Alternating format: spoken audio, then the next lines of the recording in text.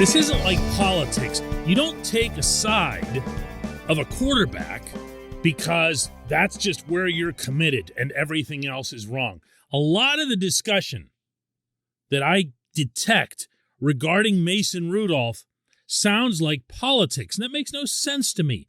Be open-minded. That's reasonable, right? Good morning to you. Good Wednesday morning. I'm Dejan Kovacevic of DK Pittsburgh Sports. This is Daily Shot of Steelers. It comes your way bright and early every weekday. If you're into hockey and or baseball, I also offer daily shots of Penguins and Pirates, and I hope you'll check those out as well. Why not, for example, consider Mitch Trubisky? Now, the moment you say something like that, a lot of the response is like, wait a second, I thought you were a Mason guy, or you're not a Mason guy anymore, you're all in on Mason. I'm not anything of the kind. The only stance, to me, that seems reasonable to take here is that the Steelers maximize themselves at the most important position on the field while also not mortgaging their future at that position. And here's what I mean by that. If Mason Rudolph is your quarterback for 2022, A, the world does not end. B, he gets his first real chance as an NFL starter in his own offense.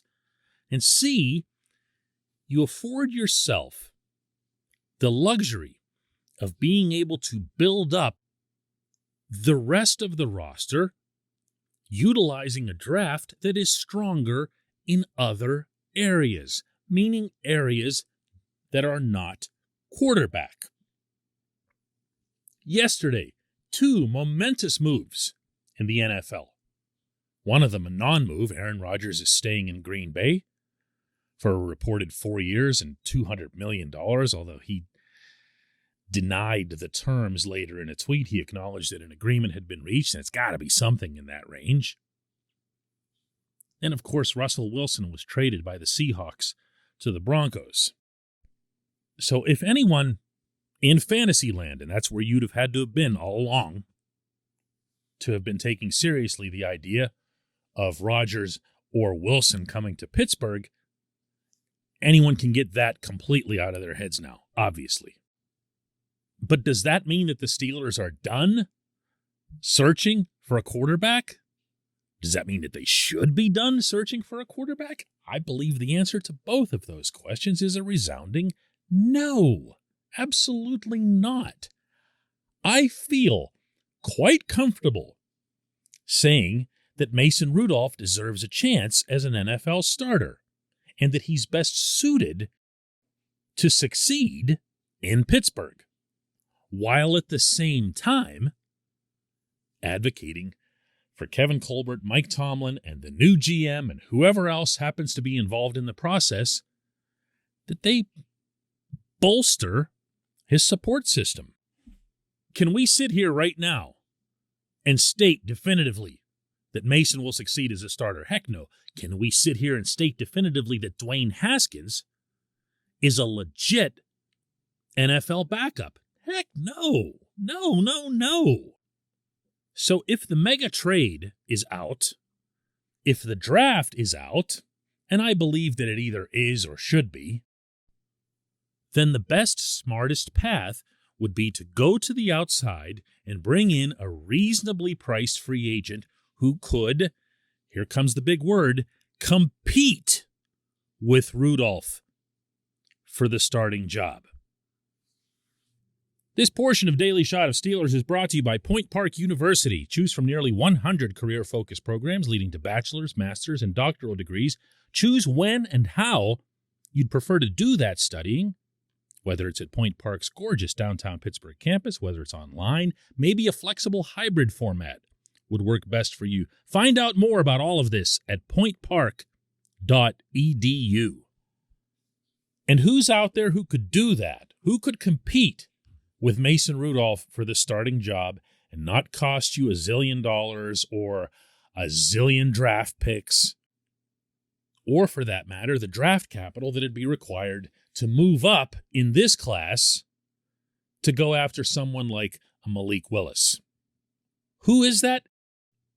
In my eyes, that's Mitch Trubisky. If you think about it, it makes a fair amount of sense, provided that the dollars are right and the cap hit is right. Trubisky, for anybody who hasn't followed his career, he'll turn 28 this coming August. But at the same time, he's always going to feel like, or at least for the next couple of years, one of those guys who didn't get that full chance to mature and develop his talent. This was the number 2 overall pick in the NFL draft in 2017. Now he went to Chicago, where all quarterbacks are cursed. But while he was there, he went 29-21 overall, 11-3 in his second year and made it to the Pro Bowl. 64 touchdowns, 38 interceptions, which is pretty ugly in a 50-game stretch. And after his time with the Bears, he went to the Bills last season, didn't start once, appeared in 6 different games, but he wasn't going to get on the field unless Josh Allen was going to get hurt. And he was, by all accounts, not a good soldier, but a great soldier up there. Knew exactly what his situation was there and handled it beautifully. And one would hope that that same character would be reflected in a personal competitiveness to want to prove, hey, man, I'm not a bust. I still got it. I still can go into a training camp and push somebody and maybe even take their job. And if it's a situation like the one in Pittsburgh, where the presumed starter is, as I've mentioned, someone who really hasn't gotten his own chance to start, then you'd probably be thinking this is a nice situation to have in Latrobe. Here's another way of looking at it. Forget Trubisky and what he did in Chicago, or that he was relegated to backup status last year. Think of it a different way. We've all heard by now that the Steelers hung a first-round grade on Rudolph. That's been repeated so many times, and it's come from so many reliable sources that I'm very much inclined myself to believe that it's true. Well, if it is, and the Steelers saw Rudolph as a first-rounder, and the Redskins saw Haskins as a first-rounder, and they did since they made him the 15th overall pick, and the Bears saw Trubisky not only as a first-rounder, but as the number 2 overall pick in his class, you would be, theoretically, tripling your chances that someone of pedigree could rise up and become your starter. And you'll be doing it in a way that doesn't handcuff you, meaning financially, meaning from the cap standpoint, to address the things that you're in the best position to address this year, meaning offensive line, defensive line, inside linebacker, all the stuff that the Steelers actually need and can go after in this draft class, in addition to free agency and trades and pulling people off the street and whatever else it takes. I'm saying at least think about it. At least think about it. It makes some sense, meaning Mitch. When we come back, just one question.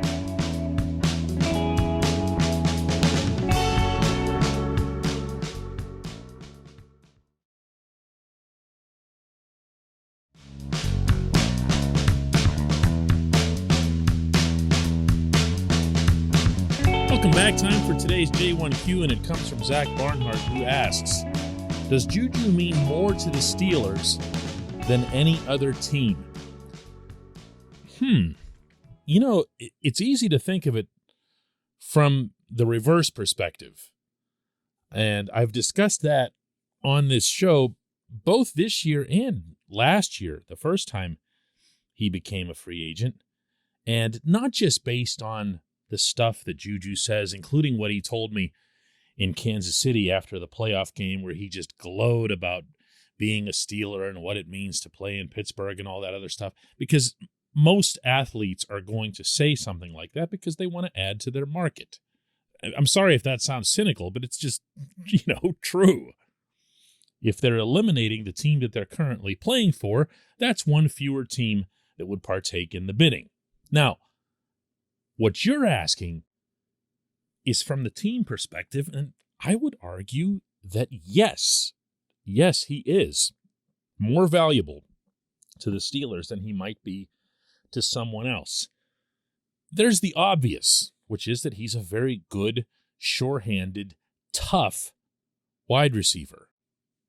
He'll make catches in traffic. He doesn't pull away the way he did as a rookie, but he'll certainly fight for his extra yardage, as we saw in the play that injured him this past season. And he's also a smart and reliable route runner. Not a great route runner in terms of his dynamism, let's say the way Deontay Johnson is and the kind of separation that Deontay can get. But he'll learn his routes and perfect them. He'll do them the way you're supposed to do them. You don't see with Juju and the quarterback the kind of gross miscommunications that you've seen, for example, with Chase Claypool and his quarterback. Add to that the Steelers pretty much have Deontay and Claypool and nobody else at the wide receiver position.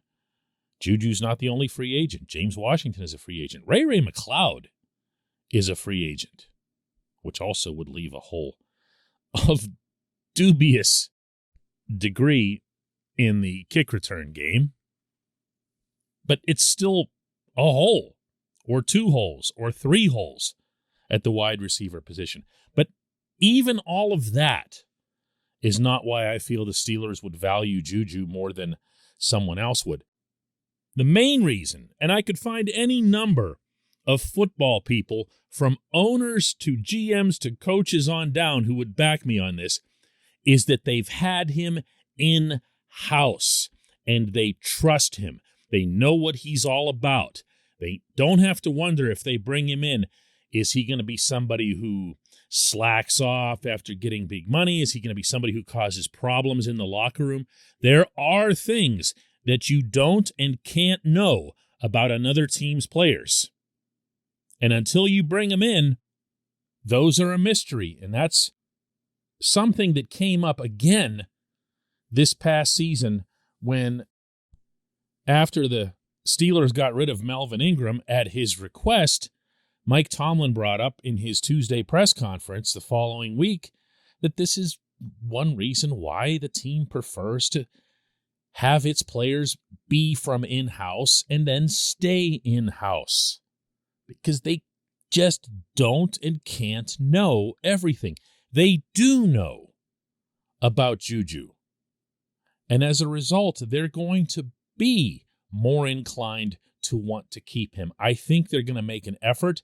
I think it's going to come after a fair amount of song and dance on the open market, because for reasons that only Juju could understand, he's going to need to go and put out some kind of show that makes it look like there were a bunch of teams interested in him and bigger offers that he turned down like he did last year, even though I don't know that any of that actually occurred.